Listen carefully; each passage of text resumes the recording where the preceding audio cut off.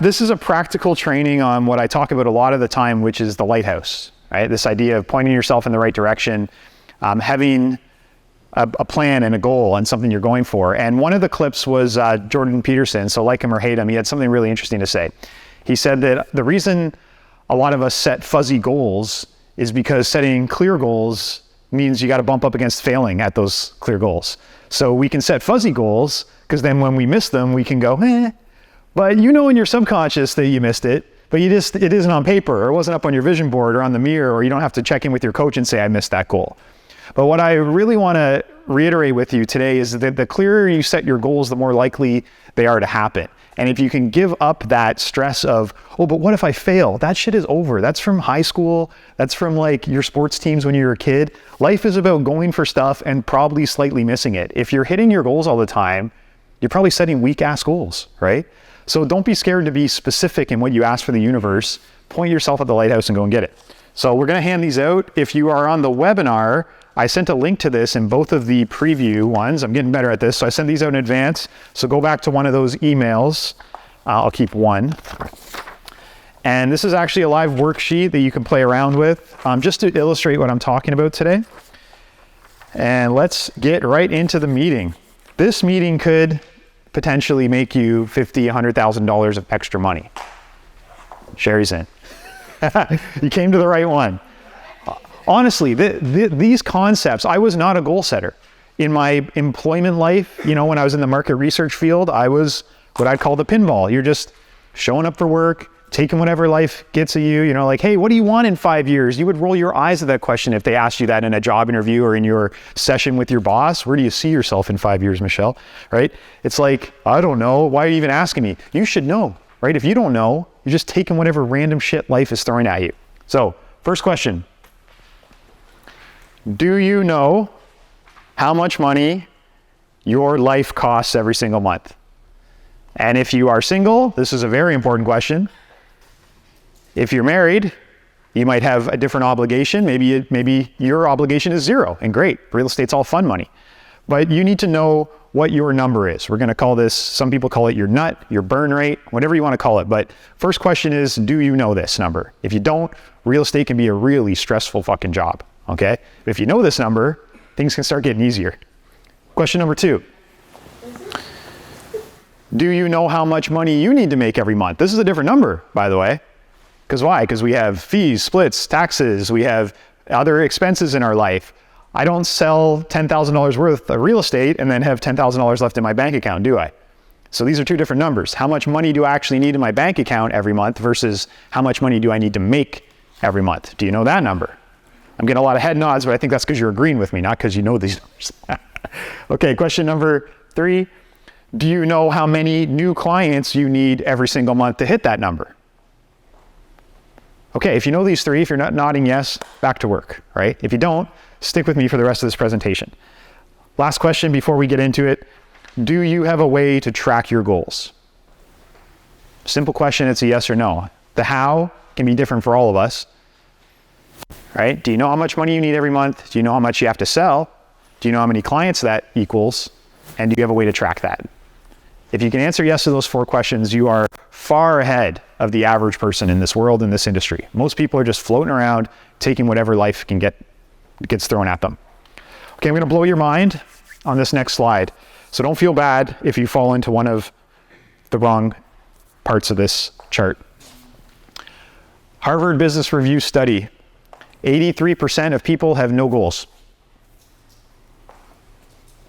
You're like, where do you want to be in 5 years? I don't know. Why you ask me? You're in the 83%. I'm sorry. It sucks. Right?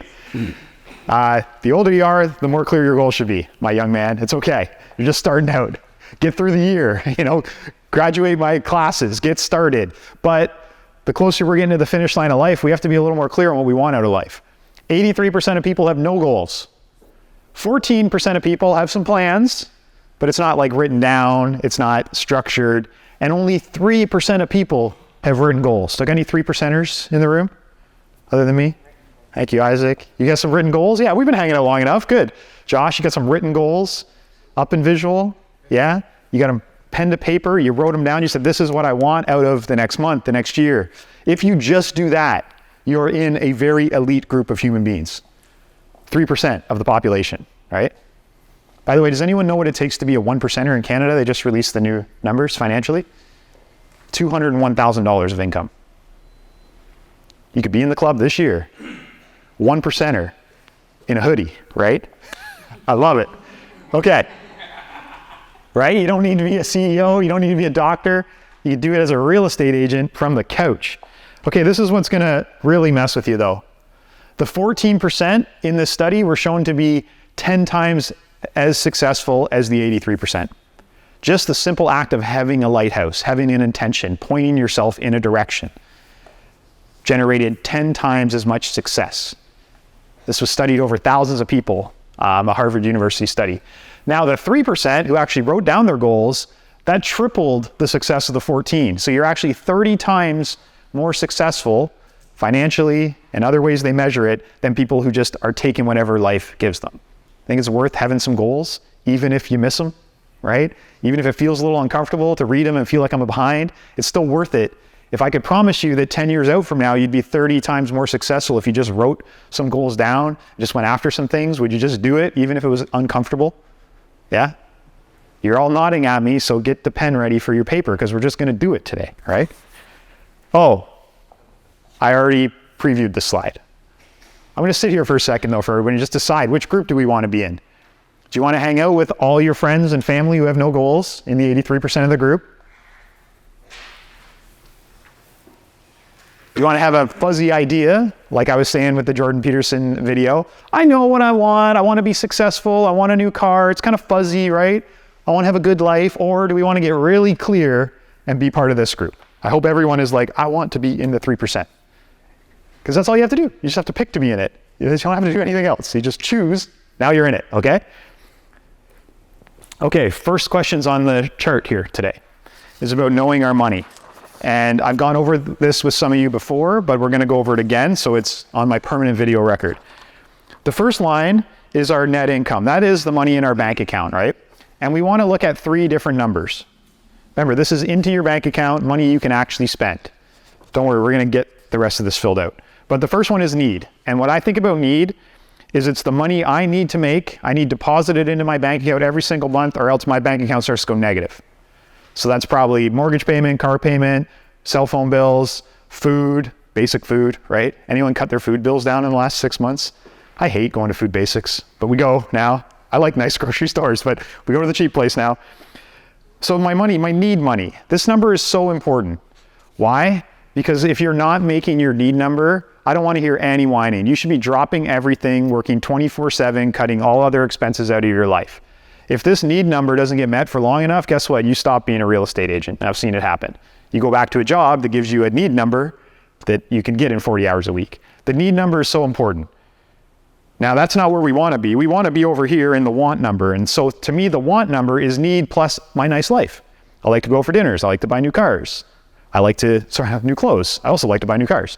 I like to go on a vacation once or twice a year, right? I like to have nice stuff. I don't want to be thinking about money all the time and checking my bank account. So the want number is usually a little bigger. It's usually the need number plus some more, right? But please figure out your need number. We don't have a lot of time to get in the weeds today, but I could help you with this one-on-one.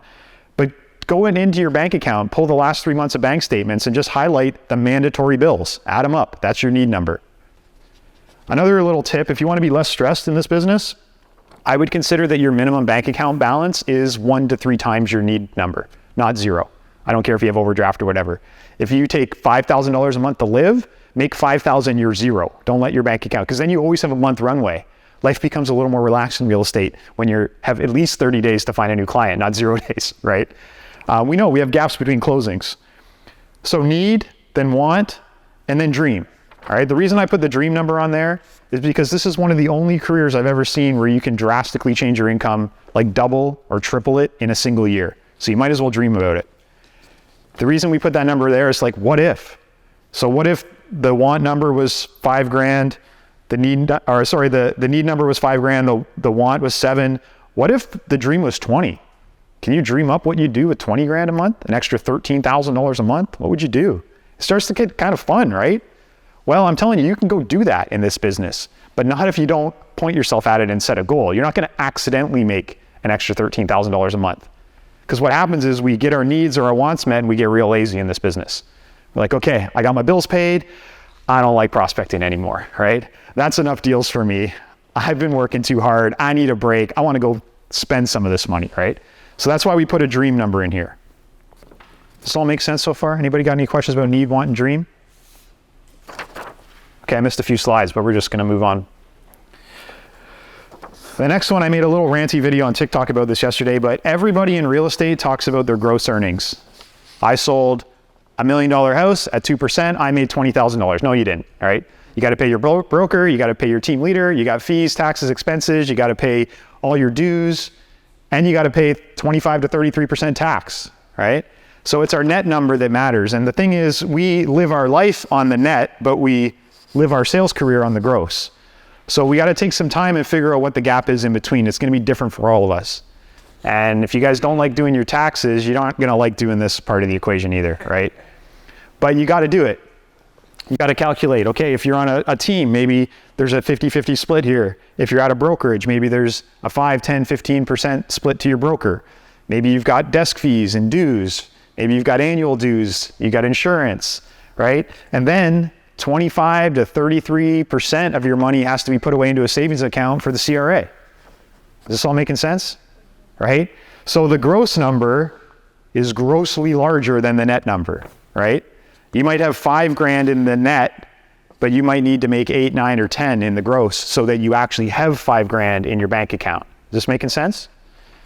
So we should have, you know, in the minimum, 3 numbers across here, a reasonable percentage or a multiplier in the middle, and then we know our gross, because we have to get down to our gross. That's how we go out and make money in sales, because that's how we know, okay, I got a $600,000 house at 2%, I'm making $12,000, but that doesn't mean I get $12,000. This making sense? Okay, I want to make sure I'm not going by too fast today. We're going to have our little follow-up session here, but if it's not making sense on the webinar, just send me a DM, book a private call with me. We'll go through this stuff.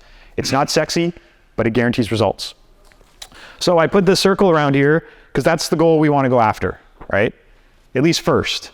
If you start hitting your want goal, let's up the goals or go after the dream goal, but I don't want you going after the net goal. That's a rough life. It's very stressful.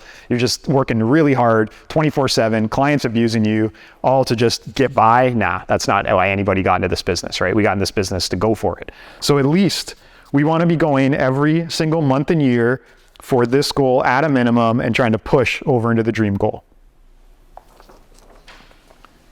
Little example maybe, like I was saying, whoa, remind me not to do white slides here on the Jumbotron. Oh my God. But you can see that, so this particular person burns $4,000 a month to keep their life alive, but they have to actually earn $7K to get there. So they're losing $3K a month in expenses, fees, splits, taxes, right? Perhaps the same equations rolled out. We know that this person, this hypothetical person, needs to go out and make $12,000 a month, so they take home 7. So we're gonna build our plan around earning 12 a month. This is where you wanna get to on this front of this page. You wanna get down to one number. Now, your life might change. Maybe you buy a more expensive car, get a new mortgage, and you're gonna have to redo the math. But once you do this once, as long as your financial life doesn't change too much, now you have this target to go after. So at minimum, you'd wanna finish this sheet and know this number, you know? Hint, we're gonna wanna know this number and then know this number. You know these 2 numbers, you can get to work every month. You can stop doing this. This isn't a daily process. It's like once a month, once a year, once a quarter, you go through this and you get yourself your 2 numbers. How much do I need to make and how many clients does that equal? Go. Right? Now you're gonna ask me, is this per month, per year? It doesn't matter, as long as the whole chart is the same. You can do it per month, you can do it per year, you can do it per quarter. Does that make sense? Okay, the next one is gonna sound pretty simple, but again, if you haven't done the first part, this part isn't, you know, you might have done it, but you haven't equated it back to my goals. So the question becomes, how many deals do I actually need to do? Because that's what we do. You can't pick, okay, I want to make $12,000, I want to make $4,000. We got to go do a deal. We work on transactions. I do a buy, I do a sell, right? So we got to figure out what the average is. Easy, right? Does anyone know what their more or less average sale price is? Not to the dollar, but just throw a dart at it. 500,000, 700,000, 750, great. Sherry works in Oakville. It's a lot better, right? Yeah. So you take your average sale, it's also a lot more expensive to live in Oakville.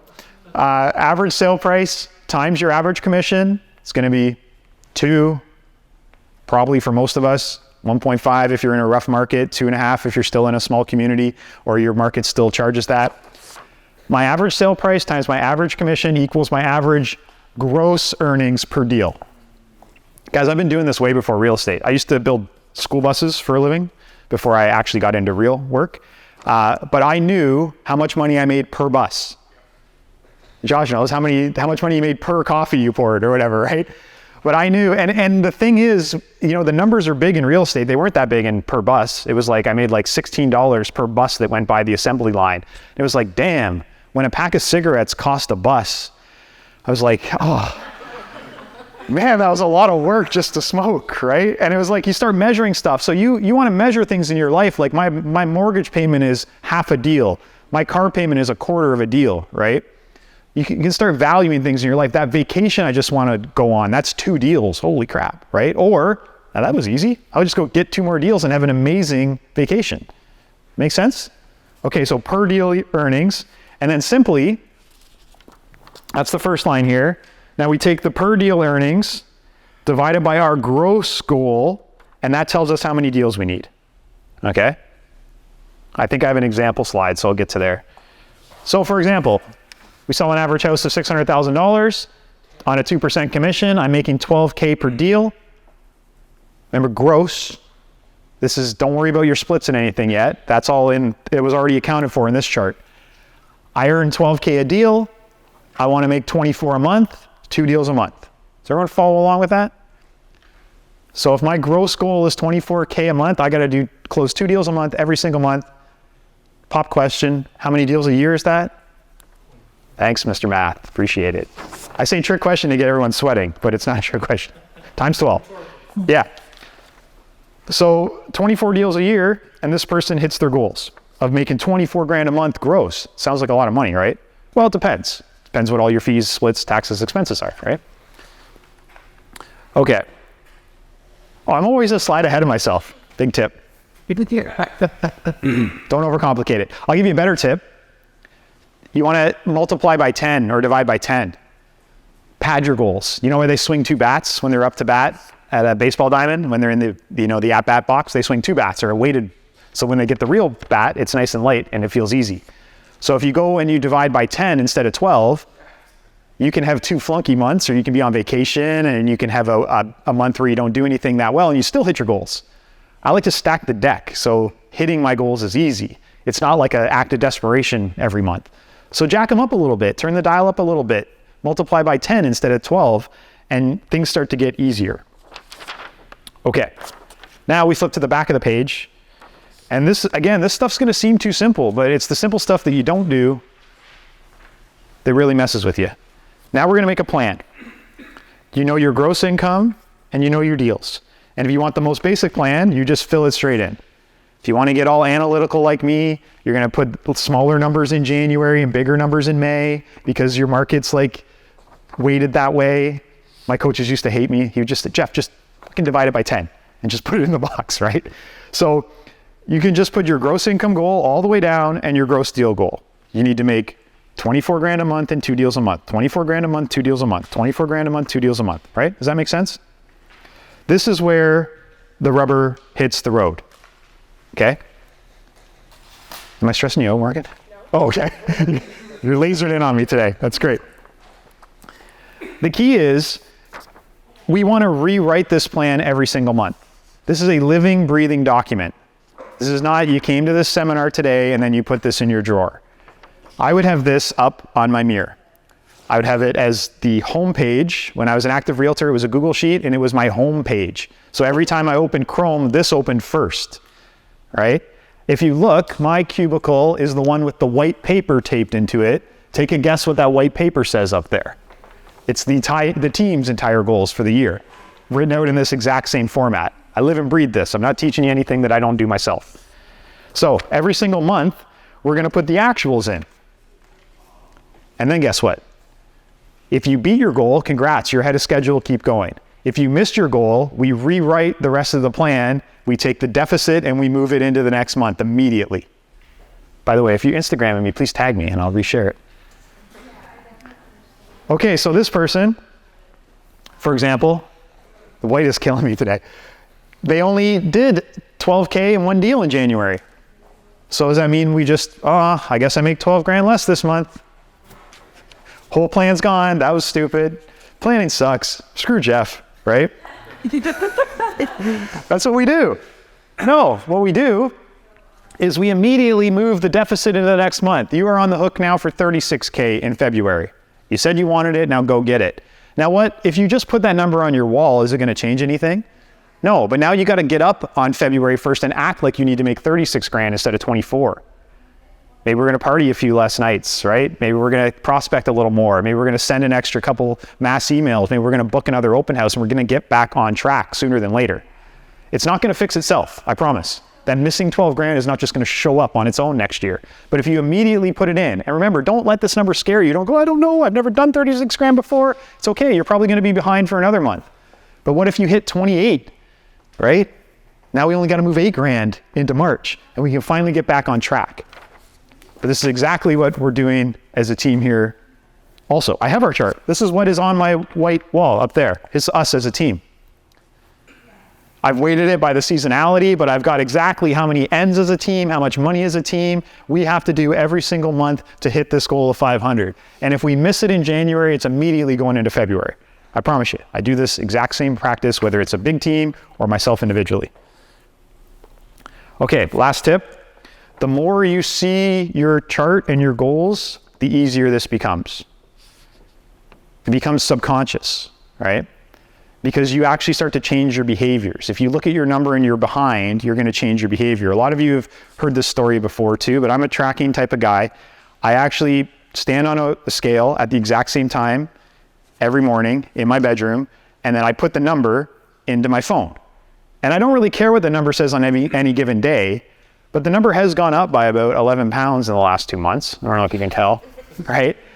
It's not gonna go up by 30 pounds is my point, right? Because I'm looking at it every day, I start to go, whoa, okay, a little less carbs, right? Back to the gym we go. I don't wait 3 months to step on the scale and go, oh shit, right? We wanna do this with our money and our deals too. I'm looking at this every day, even if it's uncomfortable, because it's gonna change my behaviors. Every day I'm behind, every month that number keeps going up instead of down on my goals, I'm gonna work harder. I'm gonna say enough, right? It's gonna get to a point where I'm like, screw it. I'm just gonna fucking suck it up finally and do what I said I'm gonna do and get back on track. But the more we ignore it or go, I don't know, I was just ambitious that day, I wrote, never mind, I don't like that, then we're just gonna go back in that 83%, right, of just getting whatever we get. The key with this is you will actually look at this and change your daily behaviors to be in line with how much your goals are changing. The further we get behind, the harder we work. The further we get ahead, the more you can take your foot off the gas a little bit. Although, if you want some advice from me, if you get ahead, just bank it and keep going. That's the best part of life, right? Roll your hot streak, keep going. Don't let an easy win or a hot month entitle you to an easy month. You'll just be right back in the cycle. If you can roll a streak for a couple months, you're gonna hit a new plateau you never leave.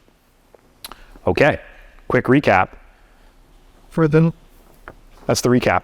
Okay, the recap is, key points from today, right? Know your need number. This is the minimum. If you don't know this number, life is very stressful as a real estate agent, right? A lot of you come to me because the need number is not being met. My God, right? This is where you start typing your resume up instead of prospecting your leads. You're like, maybe a real job was what I needed. No, right? What you need to do is know your need number and go sell some houses, right? But I want you to go after your want number because that's the life we decided. That's why we do this every day. We want to have a nice life. We want to have nice things. But also put a big dream number, double or triple your want number. I promise. It's not going to happen if you don't go for it. If you just expect, maybe next year I'll double my income. No, you won't. You'll get whatever you put in this column, right? Put a big number and go for it. But then be realistic. That big number probably has to double, somewhere between 25% to 200% increase, depending on what your fee structure and everything is, taxes, everything. So the money, we have to know what I got to go make in commission to get that number. Once you know these two things, they stay the same, until your life changes, right? If you have a big expense change, or you buy a new house, you have new mortgage payments, new car, whatever, the math will change. But once you do this exercise once, now you know your numbers. I know I got to bring home so much money a month. That means I got to make this much money a month, and I need to know how many deals I need to do. For a lot of us, this number is not huge, I'll tell you. I don't think there's a single person in this room whose number is higher than 4 in this column. And when I tell you that 4 deals a month is easy, a lot of people look stressed out. But that's because you're not doing 4 deals a month. If you were, you'd figure out it's pretty easy to keep that going. It's actually easier to keep 4 deals a month going than it is 1 deal a month, because you stay busy all the time and you have systems running and you have always on lead generation and you're always prospecting. Your life is just on repeat. Doing 1 deal a month, you have lots of breaks. Breaks are horrible in real estate, right? So go for it. Get this number dialed in, right? And then make sure your funnel looks like I got 2 deals coming next month, the month after, the month after. If they don't, work harder, right? We use the deficit on this chart to motivate us. Last but not least, and this is just a sample chart, right? You go make your own, writing it pen and paper is probably the worst way to do it. You want it to be digital so you can easily change it, but print it out, get it up in visual somewhere, right? My favorite place in my house is I have a big mirror over my dresser. So that's the place I put my deodorant on, and that's where my underwear and everything lives. So I see it every day. I have photos of the lighthouse. I got my dreams and goals. They all sit right there in the window in my cubicle up there. Find a place to put this so you can keep on track. And the more often you update it and stay on track, minimum monthly, the better it's going to be. Hope this stuff was useful for you. And if you come to me for some coaching, this is going to be the number 1 thing we go over this year. And we're going to kill the Zoom for now. If anyone on the Zoom has any questions, feel free to reach out. I'll be sending a follow-up again with this again and the recording. And of course, the recordings are going up on my YouTube. Thank you for joining me. I appreciate this. Next week, we are going into my universal follow-up script, non-script. It's only very little chunks of script, but it makes calling anybody back super easy, having a conversation with them, wrapping it up, and closing for what you want, right? I've been doing this for years. If you haven't noticed yet, I'm kind of a student of this stuff, and I'll be breaking down exactly what I say, what I teach other people to say, and it's not complicated. It is not your 1980s, hey, have you ever thought about buying a house? None of that shit. It's very simple, easy conversational stuff. So please join me next week, or at very least watch the recording. Thank you again for joining, and we're going to have our private mastermind. Thanks a lot. Thank you.